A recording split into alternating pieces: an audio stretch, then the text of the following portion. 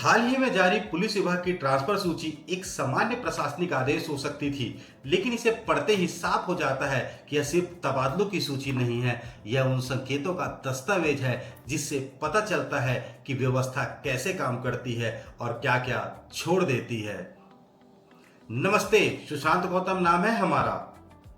बीते दिनों एक ट्रांसफर सूची आई जिसमें करीब 60 अधिकारियों का नाम इस सूची में दर्ज है। ज्यादातर जगह सब कुछ स्पष्ट है, नाम, पद, बैच और नई पद स्थापना। लेकिन इसी साफ सुथरे दस्तावेज के बीच एक जगह आकर कहानी अचानक रुक जाती है।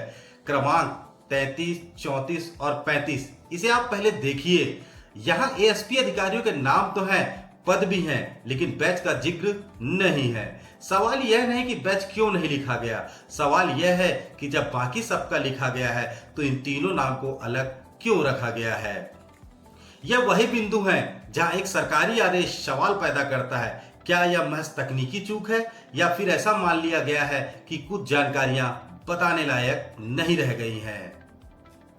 प्रशासनिक भाषा में ऐसी चुप्पियां अक्सर जवाब से ज्यादा कुछ कह देती हैं। सूची आगे बढ़ती है और अंत की ओर पहुंचते पहुंचते एक नाम फिर ध्यान खींचता है, अभिषेक माहेश्वरी का। दरअसल यह नाम अचानक नहीं आता, बल्कि पूरे आदेश के बाद आता है, जैसे किसी कहानी का आखिरी पैरा। पूर्ववर्ती सरकार के कार्यकाल में जिन पर पद के दुरुपयोग, दबाव और जबरन वसूली जैसे आरोपों की फाइलें तैयार होती है, उन्हें अब नारायणपुर बटालियन भेजा गया है। कागजों में यह सब सामान्य पोस्टिंग है, लेकिन इसके समय और स्थान पर गौर किया जाए तो इसके मायने अलग नजर आते हैं। जानकारों की माने तो यह पोस्टिंग किसी निष्कर्ष से ज्यादा एक ठहराव है। प्रशासन में अक्सर ऐसे ठहराव भविष्य की चाल से पहले आते हैं, इसलिए यह मानना जल्दीबाजी होगी कि यह कहानी यहीं खत्म हो गई। रायपुर अभी दूर नहीं है, सिर्फ वक्त का इंतजार हो रहा है। इसी सूची में एक और दिलचस्प प्रयोग भी दर्ज है।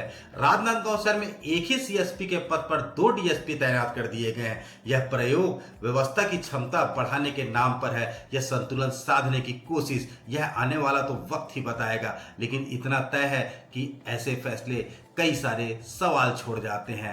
फिलहाल इस पूरी सूची में एक बात तो साफ होती है, यह हर नाम सिर्फ नाम नहीं, हर पोस्टिंग सिर्फ पोस्टिंग नहीं है और हर खाली कॉलम सिर्फ गलती नहीं हो सकती।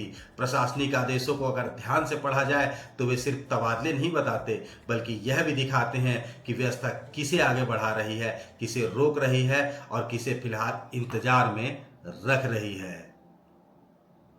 आज की कहानी में बस इतना ही। इसी तरह की खबरों के लिए बने रहिए हमारे साथ। हमारा पता है जनसंवाद टुडे। अगर खबर अच्छी लगी हो तो सब्सक्राइब करें, लाइक करें, शेयर करें। धन्यवाद।